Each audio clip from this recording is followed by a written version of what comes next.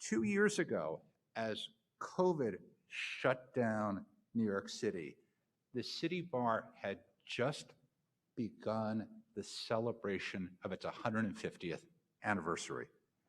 It was to be a celebration of the work that this association has done now and for 150 years, now 152 years, to make New York a better place and to make this country a better place. It was a celebration uncompleted, one of many we have missed out on over the past 2 years, as my wife would tell you about our 20th anniversary wedding celebration that was never to be other than with family. This was a celebration that was going to be a celebration of history, and it did not happen. Tonight, I want to briefly provide a report on some of the history that was collected under the leadership of the great Brad Parker, of the history of this association, because if you're going to run an organization, if you're going to understand its meaning, if you're going to understand its mission, you have to know its history. And in these troubled and sometimes terrible times, as we've experienced from the events in the Ukraine to the events in Buffalo, in our own state this weekend, in terrible times, it's histories of what is good and what is important and what is valuable that have to be carried forward. My report tonight is limited to just a few of the key highlights of our association's history. We have so much to be proud of. We are so proud, I am so proud to be a part of this. In 1868, Boss Tweed, renowned for his corruption, achieved total domination over Tammany Hall and New York City's government. In 1870, the City Bar was founded to counter municipal corruption, support good government, and remove corrupt politicians and corrupt judges from power, from office. Fast forward to more contemporary times. On April 21, 1965, 3 months before President Johnson signed the Voting Rights Act into law, the Reverend Dr. Martin Luther King, Jr. stood in this hall and he said, "Standing before you in the house of this association, whose very cornerstone is an abiding respect for law, I'm impelled to wonder who is better qualified to demand an end to this debilitating lawlessness, to better understand the mortal danger to the very fabric of our democracy when human rights are flaunted." Take a moment. He was here. He was right here speaking those very words. In 1971, the Knapp Commission on Police Corruption held hearings at this association with Frank Serpico as its star witness. Then and since then, this association, a check on police accountability. In 1987, the association launched a large-scale amnesty counseling program. The Congress had passed and the President had signed the Simpson-Mazzoli Law of 1987. The act provided that previously unlawful aliens could become American citizens.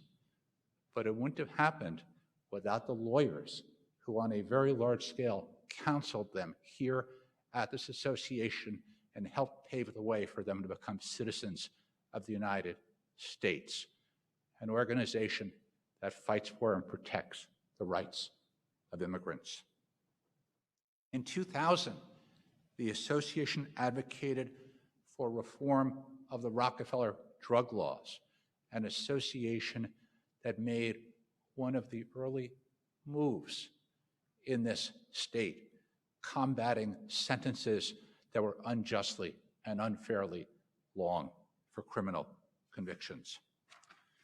In 2001, the association issued a report on marriage rights for same-sex couples in New York, urging that same-sex couples already had the right to marry in New York. In 2013, the City Bar issued a report criticizing the NYPD's stop and frisk policies. And in a world that veers more and more towards authoritarian danger, a danger that is present, that is clear in this nature, in this nation, a danger that is more evident as its evil face shows itself in the East. This association has done the extraordinary work on its task force on the rule of law of identifying threats to the rule of law here in the United States and abroad and calling them out and urging their remedy. These are but some highlights of our history. How to carry that history forward.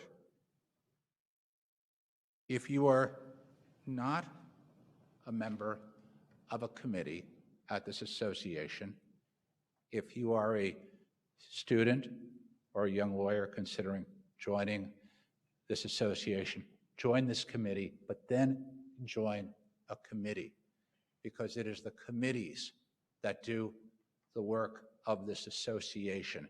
This is a bottom-up association of people who have ideas. They identify ideas, they follow up on them, they push them through, and they make them have the impact that ideas can have. If you are a member of a committee, identify an issue to pursue and pursue that issue with your committee chair. When you put your work into the association, when you put your creativity into the association, what comes back to you is what you put in. If you just sit in a committee, nothing will happen. But if you make things happen, if you find things that you are passionate about, then things will happen. The message going forward from the history collected for the 150th anniversary celebration is this: continue to do the work as others have for years. In closing, it has been my privilege to serve as chair of the board of directors of this organization, particularly because of the extraordinary people that I have done that work with. I want to, above all, extend my gratitude to Sheila Boston.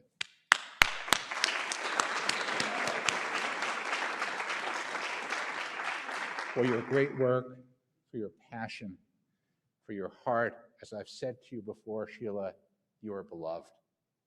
I can't say that about too many people in this world.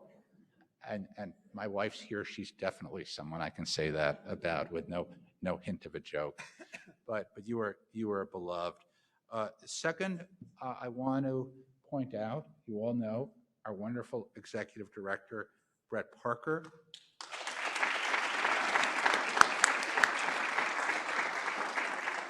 And those who work side by side with him: Martha Harris,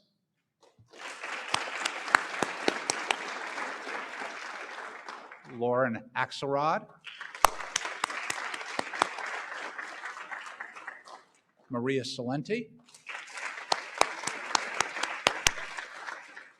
and Tom Halter. Finally, I want to acknowledge and express my great gratitude and thanks to the members of the board who are leaving this year. Kathy Chin, Vice President of this association, along with being a board member.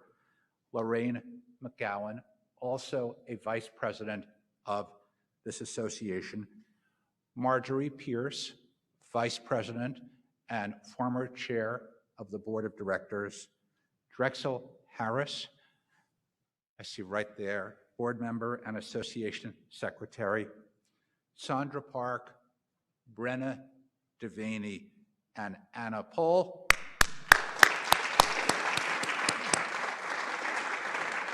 Thank you from the bottom of my heart for the great work you all do.